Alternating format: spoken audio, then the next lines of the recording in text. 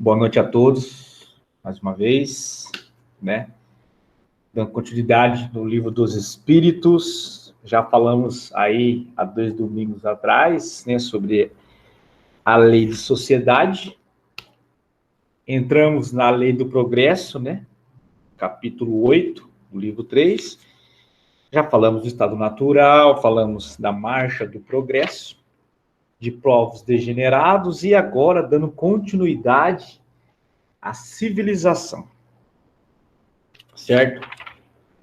É interessante essa questão desse item, né, de civilização, que vai mostrar muito, né, os dias atuais, né, e é legal que nós vamos fazer esse comparativo juntos, né, vamos poder enxergar melhor essa situação que estamos passando agora e compreender melhor, né, lembrando que é interessante sempre um estudo em casa, né, sempre buscando esse conhecimento, para vir aqui também nós podemos debater, trocar umas ideias. Sempre é bom isso aí.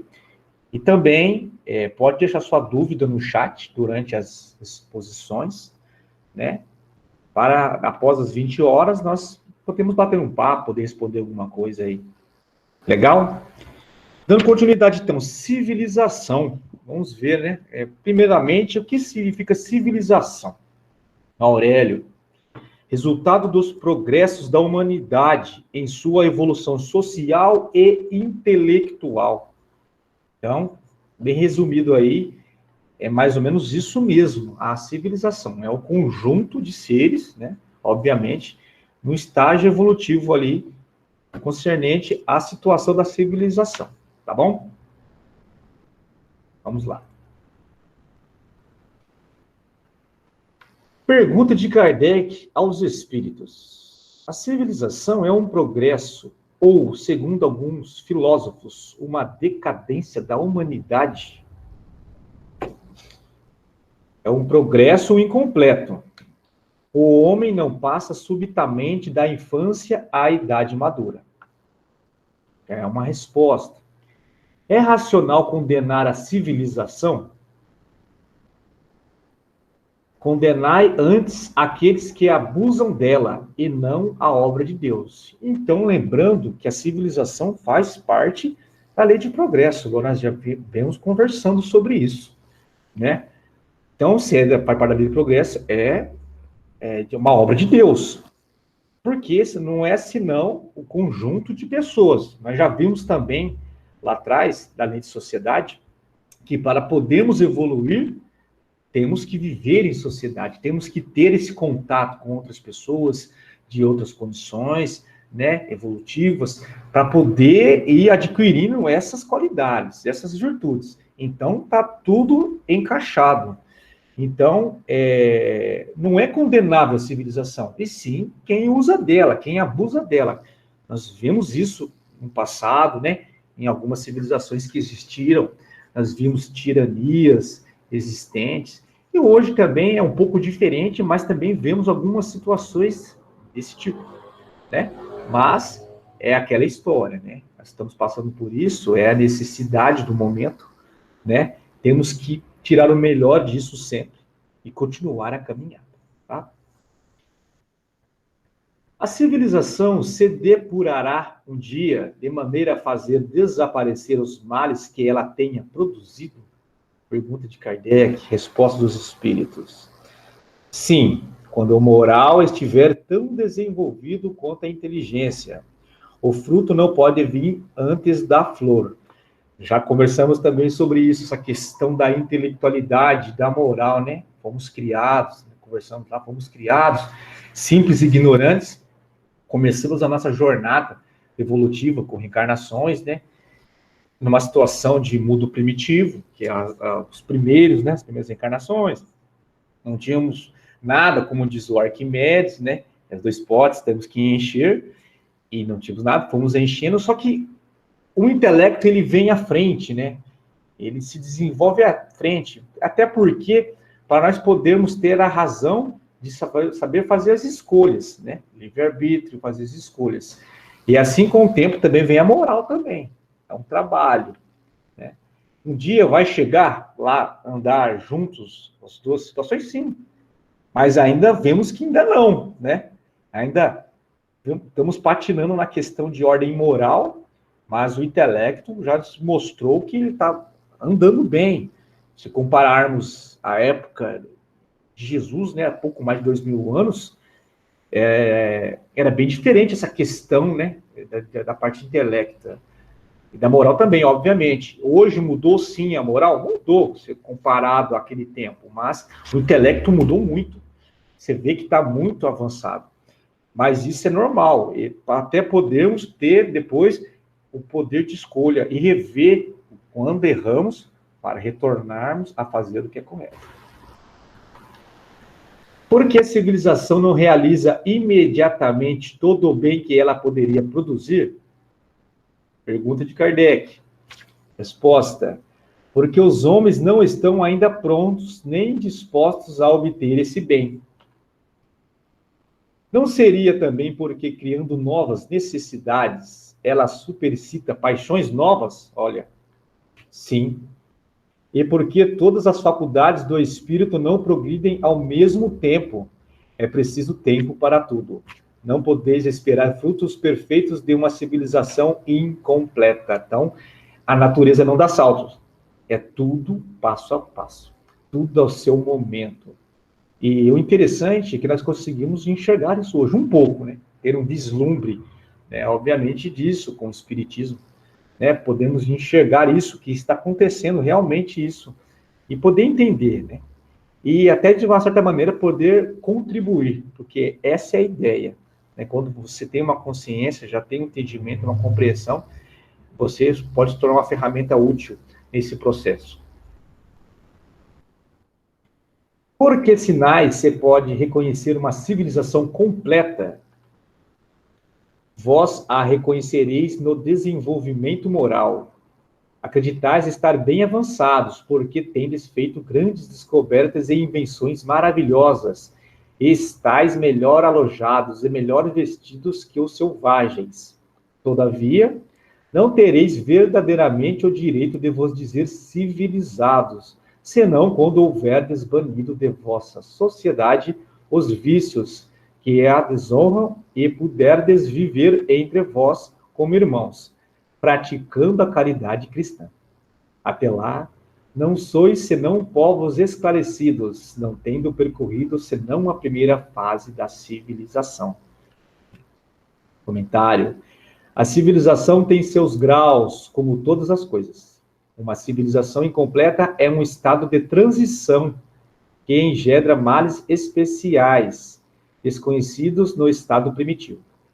Ela, porém, não se constitui menos em um progresso natural, necessário, que traz em si o remédio ao mal que faz. À medida que a civilização se aperfeiçoa, faz cessar alguns dos males que engendrou, e esses males desaparecerão com o progresso moral. É isso que eu falei antes. Vamos começar a enxergar um pouco isso que foi né, codificado há um pouco mais de 150 anos atrás, e parece que é hoje.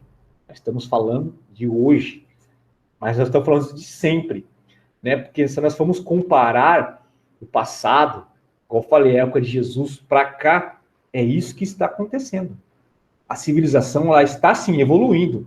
Você vê que o intelecto evolui, a parte racional, ela vai evoluindo. E a moral, ela vem um pouco atrás. Mas ela vem também, mas ela vem um pouco atrás ainda. E você vê hoje essa diferença grande. Nesse momento ainda transitório ainda, né, já se iniciou, você vê isso aí com mais clareza. Quando você tem esse estudo, esse entendimento, você consegue ver isso com mais clareza. Então, você consegue direcionar suas ações, você consegue ver quem você é hoje e poder já fazer algo para poder mudar. Isso é importante. Progresso da legislação humana. A sociedade poderia ser regida somente pelas leis naturais, sem o concurso das leis humanas? Ela o poderia, se os homens as compreendessem bem, e seriam suficientes se houvesse vontade de as praticar. Mas a sociedade tem suas exigências e precisa de leis particulares. É um caminho que nós estamos indo, né, para essa igualdade, como a da civilização. Tudo se encaixa, tudo se engloba, obviamente, mas tudo tem o seu tempo. Então, as leis, elas são feitas naquele momento, na condição de cada civilização. Nós vemos que a lei mosaica serviu para aquele tempo, para aquele momento, é na onde os espíritos encarnados tinham aquela condição de entendimento, aquele grau evolutivo. Hoje já é diferente um pouco mais. Hoje já estamos mais evoluídos nessa questão de leis. Tudo bem que alguns lugares, alguns países, têm a sua cultura e suas leis. Vemos essa diferença, mas estamos todos caminhando para chegarmos a essa condição, mas ainda tem um bom caminho a percorrer ainda. Qual é a causa da instabilidade das leis humanas? Nos tempos de barbárie, são os mais fortes que fazem as leis, e as fazem para eles. Foi preciso modificá-las, à medida que os homens compreenderam melhor a justiça. As leis humanas são mais estáveis, à medida que se aproximam da verdadeira justiça. Quer dizer, à medida que elas são feitas para todos e se identificam com a lei natural. Então, como eu disse, está caminhando para isso. Obviamente, naquele tempo, as leis foram feitas para os mais fortes. Temos isso na história, já vimos isso aí já, né, bastante. Hoje, já está sendo mais equilibrada essa questão, né? Tudo bem que nós vemos, às vezes, algumas condições meio desfavoráveis aí, né? Pendendo para um lado mais do que para o outro. Mas, mesmo assim, você vê uma diferença na evolução, essa questão. E estamos caminhando para a lei natural, que é a eterna, que é a sublime. A severidade das leis penais não é uma necessidade no estado atual da sociedade? Uma sociedade depravada tem, certamente, necessidade de leis mais severas. Infelizmente, essas leis se interessam mais em punir o mal quando já feito, do que secar a fonte do mal.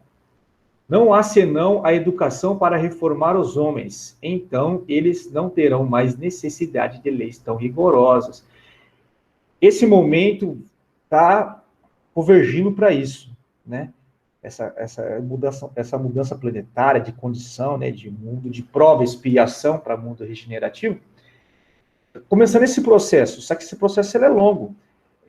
Como eu disse, ainda estamos vivendo no mundo de prova e expiação, então essa questão ela é muito patente, né?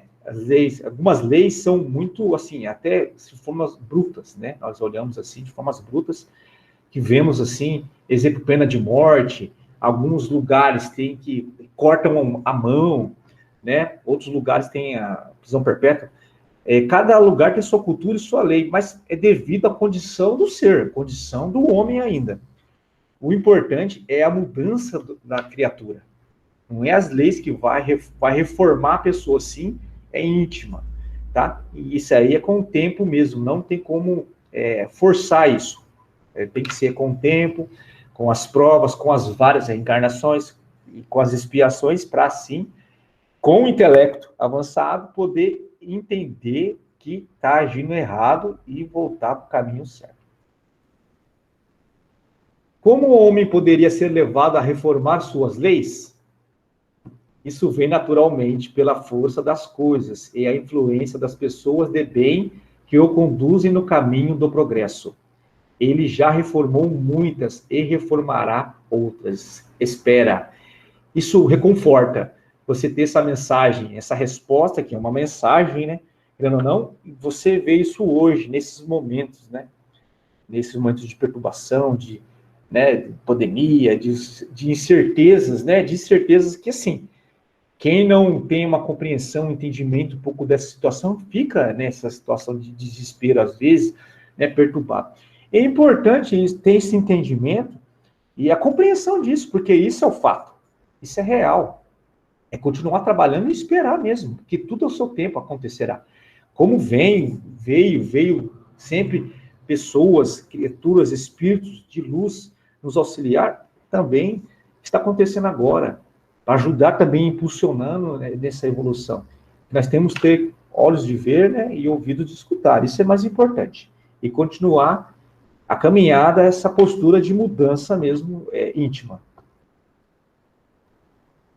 Influência do Espiritismo sobre o progresso. O Espiritismo tornar-se-á uma crença popular ou ficará circunscrita a algumas pessoas? Isso é uma pergunta lá naquela época que Kardec fez, logicamente, plausível a situação, né? Uma coisa nova, uma coisa surgindo ali, e que ele era a pessoa de frente, né? É uma pergunta plausível. Resposta. Certamente ele se tornará uma crença popular e marcará uma nova era na história da humanidade. Porque está na natureza e é chegado o tempo em que deve tomar lugar entre os conhecimentos humanos. Entretanto, terá grandes lutas a sustentar, mais ainda contra o interesse que contra a convicção, porque não é preciso dissimular que há gente interessada em combatê-lo, uns por amor próprio, outros por causas inteiramente materiais. Mas os contraditores, achando-se mais e mais isolados, serão forçados a pensar como todo mundo, sob pena de se tornarem ridículos. Então, não tem como parar o progresso. Jesus prometeu o Consolador, né? E ele veio. Não tem como parar isso. As pessoas vão ter que entender em um tempo, algum dia, que isso é um mecanismo do universo. É um mecanismo de evolução do espírito, que somos espíritos, entendeu? E que isso é normal acontecer. Mas ainda tem pessoas resistentes. Hoje vemos isso. Hoje tem pessoas tem pessoas que me questionam isso. Ah, mas por que como você acredita nisso? Você acredita em outras vidas mesmo? Isso aí, mas como assim você acredita? Você pode provar, obviamente, eu não estou aqui para isso, mas não é para isso que eu estou aqui. Mas então você vê pessoas ainda que às vezes passam até por experiências que mostram isso e mesmo assim ainda se mantém arredio a isso, porque ainda é cômodo, às vezes, a situação que ela se coloca, né? Na questão do materialismo, é cômodo, né, fazer certas situações e não se preocupar com isso, porque o Espiritismo, ele leva a isso mesmo. Ele leva a pessoa, a criatura mesmo, a ela se reformular, a ela se reformar. Ela vê, é um espelho. E muitas pessoas, às vezes, não querem ver isso, não querem se ver ainda. Então, isso é normal. Mas não tem como fugir ao progresso, né? Se não é pelo bem, é pela situação da dor. Então, vamos seguindo. De que maneira o Espiritismo pode contribuir para o progresso? Destruindo o materialismo, que é uma chaga da sociedade. Ele faz os homens compreenderem onde está o seu verdadeiro interesse.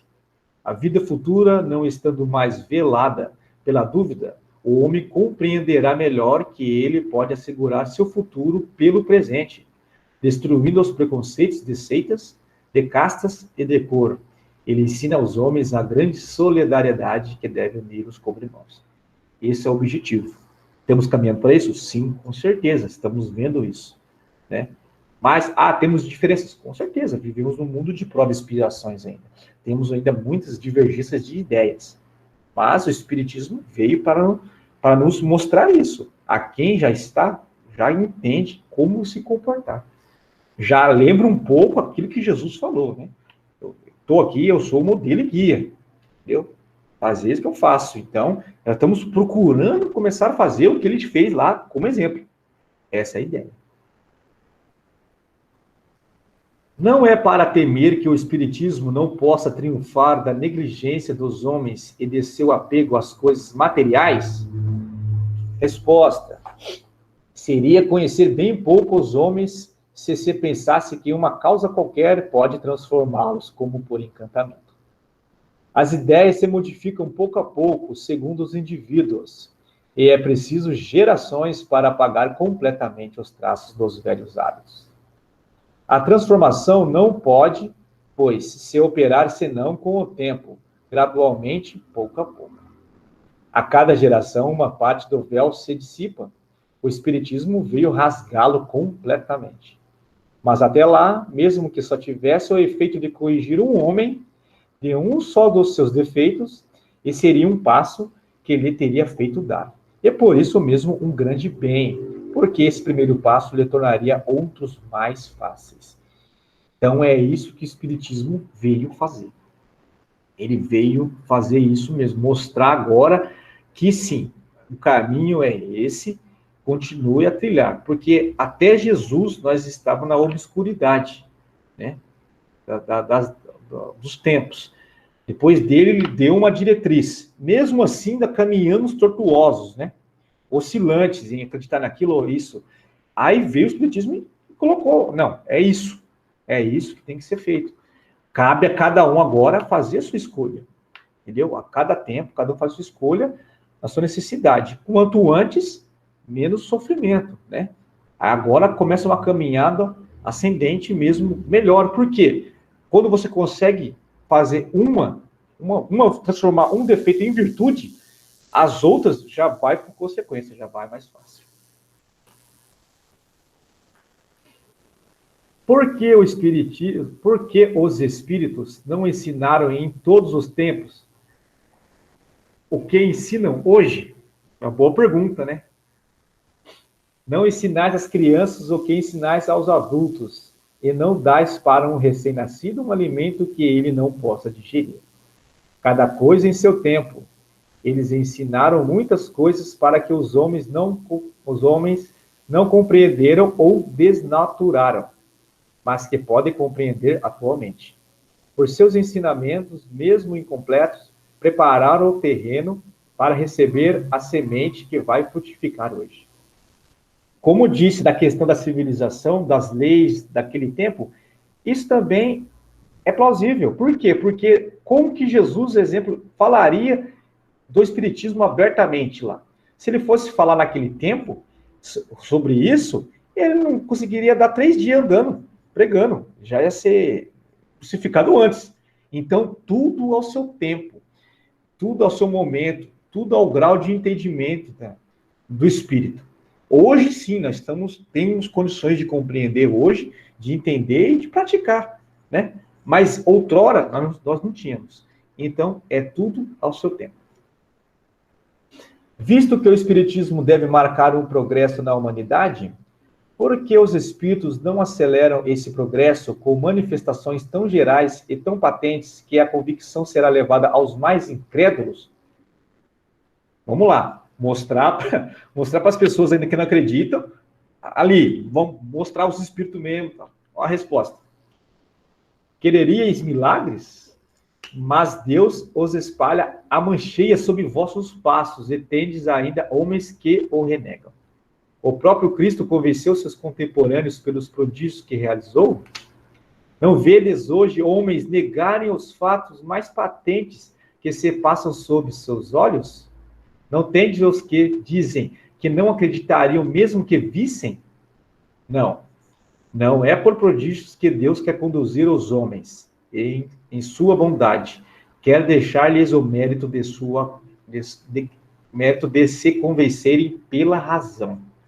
Então, está tudo caminhando corretamente. Nós vemos que as leis, elas se encaixam, elas estão numa engrenagem, tá? Então, a civilização, o progresso intelectual que ele vai à frente, por isso é importante sempre o estudo, a leitura, o entendimento. Para quê? Para podermos fazer escolhas melhores. Porque antes, nós fizemos escolhas equivocadas, que geraram transtornos em nossas vidas, né? E, em alguns casos, por séculos, certo? Para assim agora podermos entender com a dor e com uma razão apurada, entender, opa, não é esse caminho mais. Agora é esse caminho aqui. Vamos trilhar por aqui, porque aqui é o certo. Eu entendo agora, eu enxergo, eu sei. Então, isso é importante, esse entendimento. Por isso, a importância do estudo periódico, de estar participando de palestras, de ter esse entendimento, de conversar, se tiver dúvida, falar, perguntar, para podermos nos melhorarmos, né? E fazer essa reforma íntima. Nunca procurar a solução nas coisas, a solução nas pessoas, e sim em nós mesmos. Porque o inferno e o céu estão dentro de nós. Então, nós temos que buscar isso de maneira racional. Tá bom? Eu acabei minha parte aqui hoje, encerrando esse tema, né, que é a lei de sociedade e a lei de progresso, deixando essa mensagem de que esse momento agora, ele é necessário, Igual eu estava conversando com o Eduardo, não que ele é bom, não é isso. É um momento de transtorno, é um momento de perturbação, sim, né? De apreensão, você fica aflito, né? Mas nós temos que ter ali, igual teve na resposta ali dos espíritos, a fé e que vai passar, né? É um momento de transição, um momento de experiência que nós temos que tirar proveito disso e a oportunidade de fazer algo melhor também.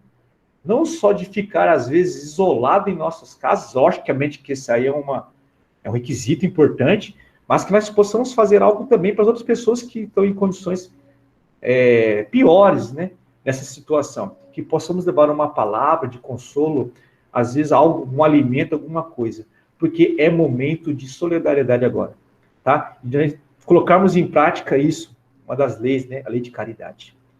Tá bom, gente? É a minha mensagem que eu deixo para essa noite. E agora eu passo a palavra para o Adriano. Uma boa noite a todos.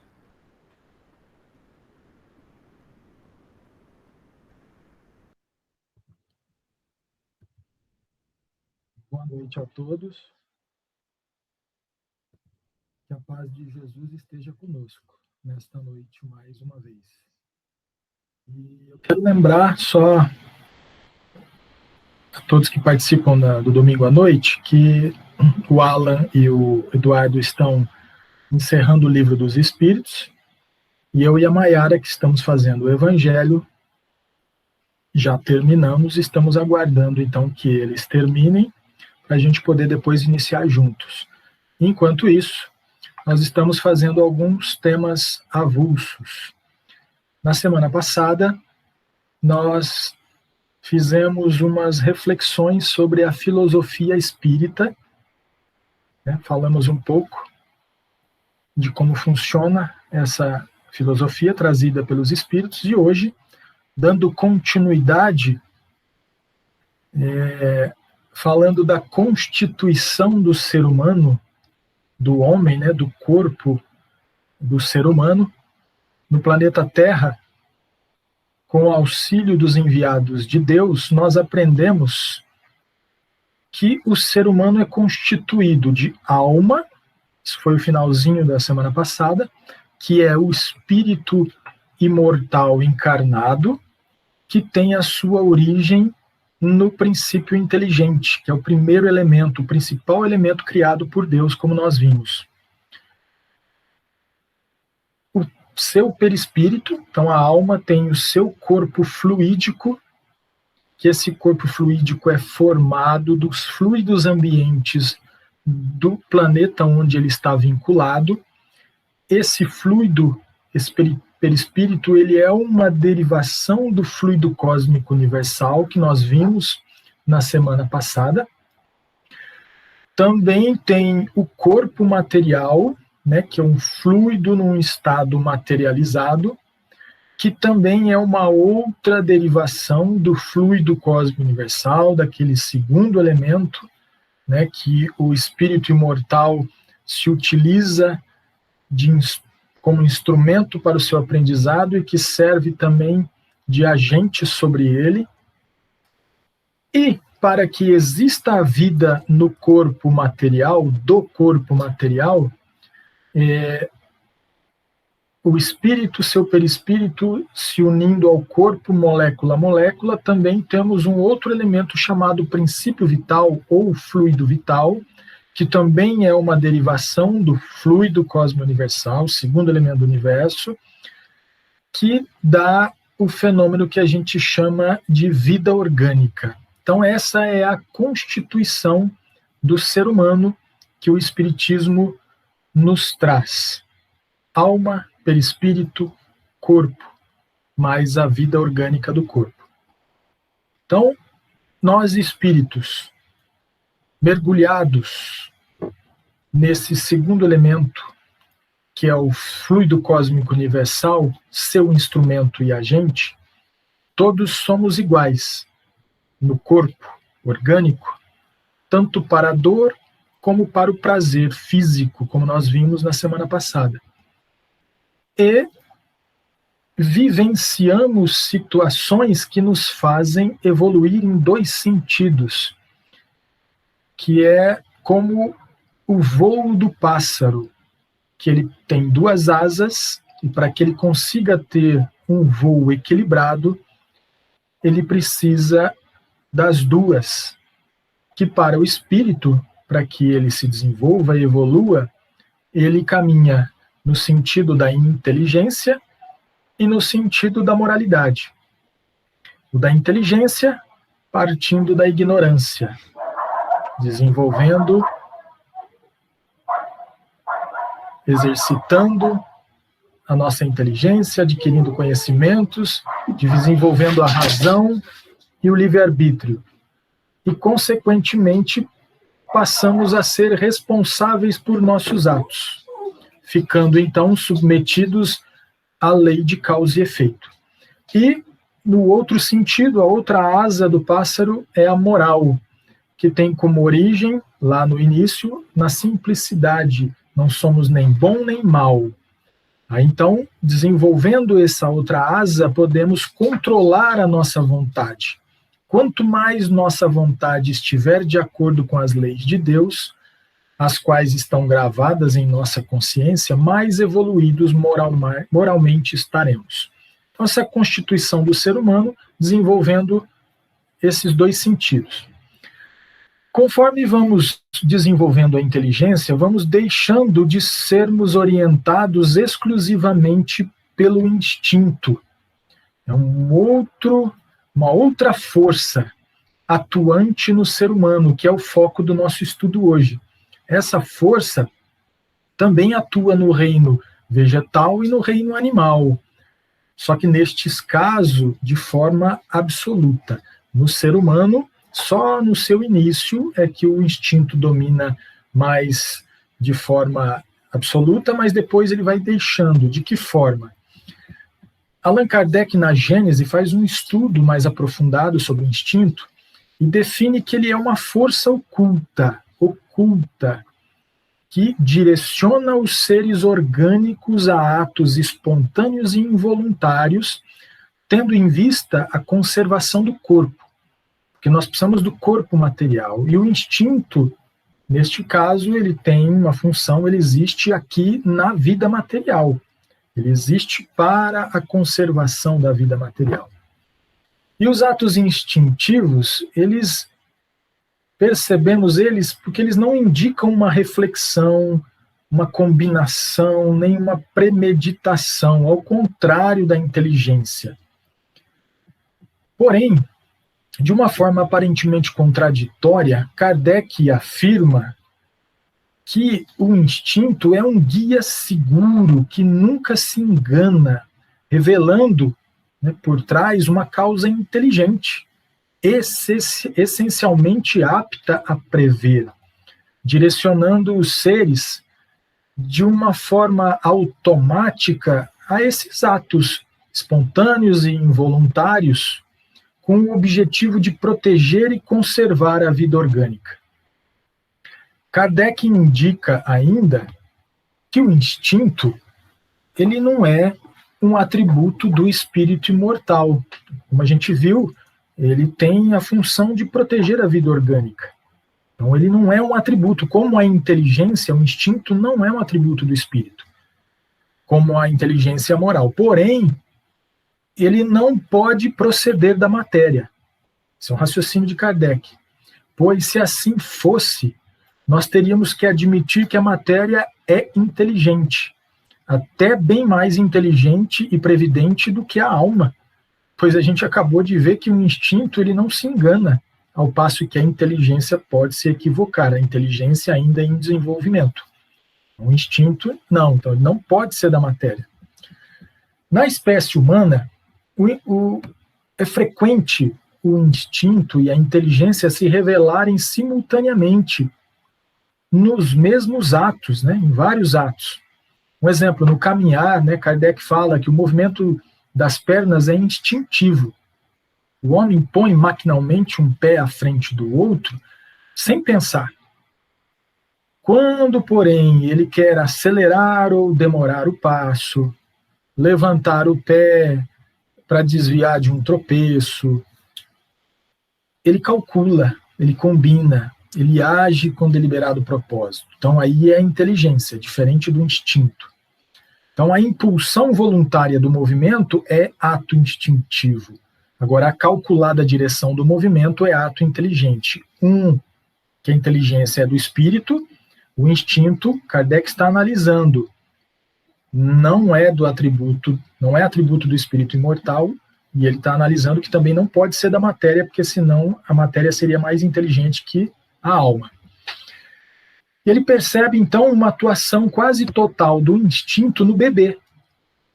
E à medida que o bebê vai crescendo, a inteligência vai tomando espaço. Ele deixa de usar o instinto, mais o instinto, e usar mais a inteligência. Na espécie humana, o desenvolvimento da inteligência vai levando ao raciocínio, à consciência de si mesmo e vai desenvolvendo o livre-arbítrio, fazendo com que, então, o ser humano se torne responsável pelos seus atos. O animal carnívoro, ele não funciona desse jeito. Ele é impelido pelo instinto a se alimentar, né, um exemplo da carne, mas as precauções que ele toma, e que variam conforme as circunstâncias, para segurar a presa, a sua previdência das eventualidades, são atos da inteligência. Mas é uma inteligência rudimentar, limitada apenas aos atos da vida material, não se desenvolvendo além dos limites de cada animal e de cada espécie. Então a gente percebe que no animal, ele tem também o seu princípio inteligente ali, da onde vem a inteligência, e também tem o instinto. O instinto protege a vida do corpo, mas dentro dos limites do animal e da espécie, ele usa a inteligência dele rudimentar apenas para a vida material. Bom, Kardec analisa, tanto na espécie humana como no animal e no vegetal, né, o princípio inteligente, o instinto demonstra, orgânicos, né, porque o mineral não tem, o instinto demonstra uma unidade de vistas, de conjunto, uma segurança de resultados que não poderia existir sem uma unidade também de pensamento para produzir esse conjunto tão harmonioso que a gente está percebendo com o instinto, que se realiza desde a origem dos tempos, em todos os climas, com uma regularidade, uma precisão matemática, uma uniformidade que forçosamente implica uma unidade de causa. Quer dizer, o instinto é controlado por uma força inteligente a todos nós, de uma só fonte. Esse efeito geral que ele produz, né, uniforme e constante, o instinto, há de ter uma causa geral, uniforme e constante, como a gente está vendo. Um efeito que atesta sabedoria e previdência. Necessariamente há de ter uma sábia e previdente fonte, origem. Ora, uma causa dessa natureza, sendo por força inteligente, não pode ser exclusivamente material do corpo. Então ele entende, naquele momento, que o corpo não seria a causa do instinto.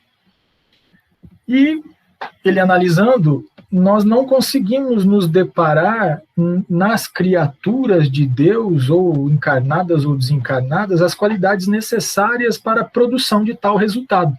Então ele teve que subir mais alto, isto é, ele chegou ao Criador, chegou a Deus. Kardec então analisa que facilita a gente entender a atuação de Deus no instinto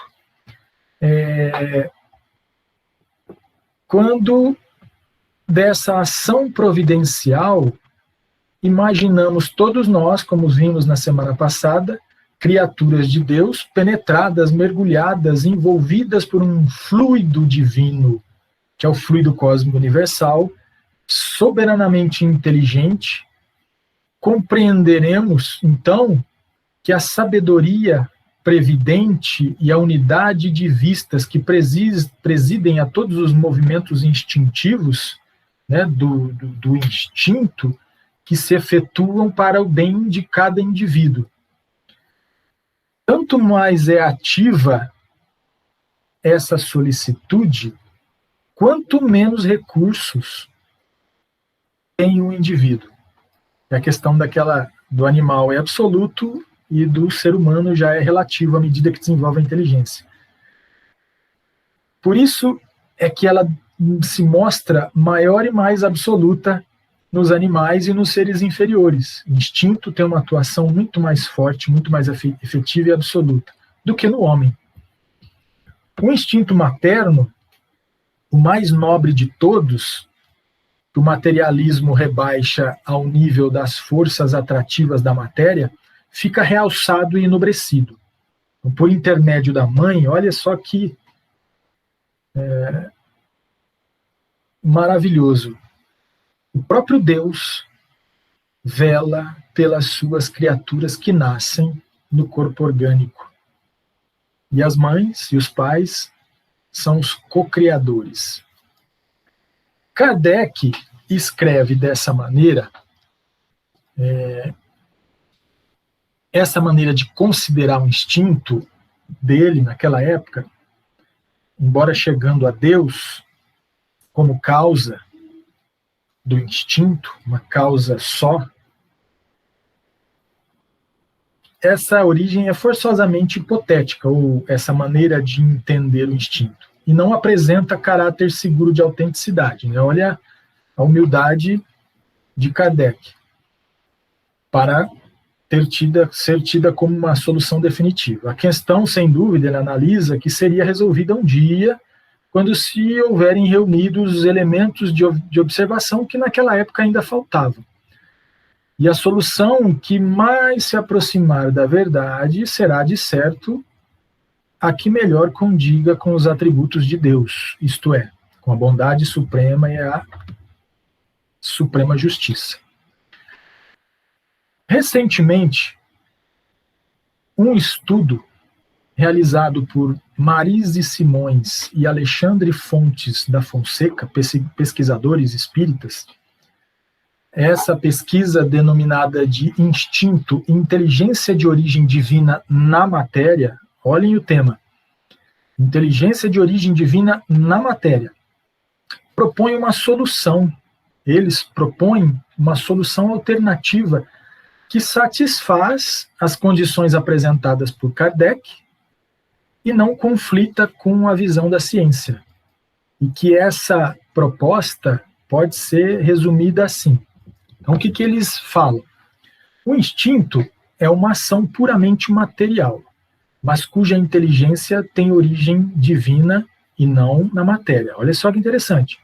Uma ação puramente material que é realizada nos corpos orgânicos, mas tem origem divina, não no próprio corpo. Para entender isso, eles colocam assim: precisamos lembrar que Deus é o criador também das leis naturais que regem o comportamento material e biológico dos seres vivos. Informação que nós temos na doutrina espírita. Dizemos que o instinto é uma ação puramente material porque, em sintonia com a evolução dos conhecimentos científicos, o comportamento instintivo ele pode ser entendido como uma cadeia de estímulos e respostas mecânicas dos sistemas orgânicos. Olha só, comportamento instintivo pode ser entendido como uma cadeia de estímulos e respostas mecânicas dos sistemas orgânicos que estão no nosso corpo. Dizemos que a inteligência do instinto tem origem divina, por quê? Porque a matéria não age por si mesma, de modo arbitrário, aleatório, ao acaso. A matéria obedece a leis criadas por Deus, que até hoje a ciência não conhece todas. Uma dessas informações é o DNA. Um exemplo. Essas leis é que permitem que uma molécula material como o DNA possa conter informação. E olha que a ciência começou a descobrir isso recentemente.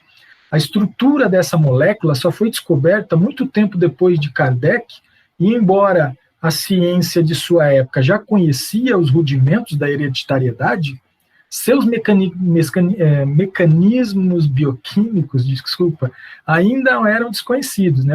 Como isso acontecia. Hoje se sabe que a molécula de DNA contém a informação necessária para a diferenciação e construção de todos os tecidos e sistemas orgânicos do nosso corpo.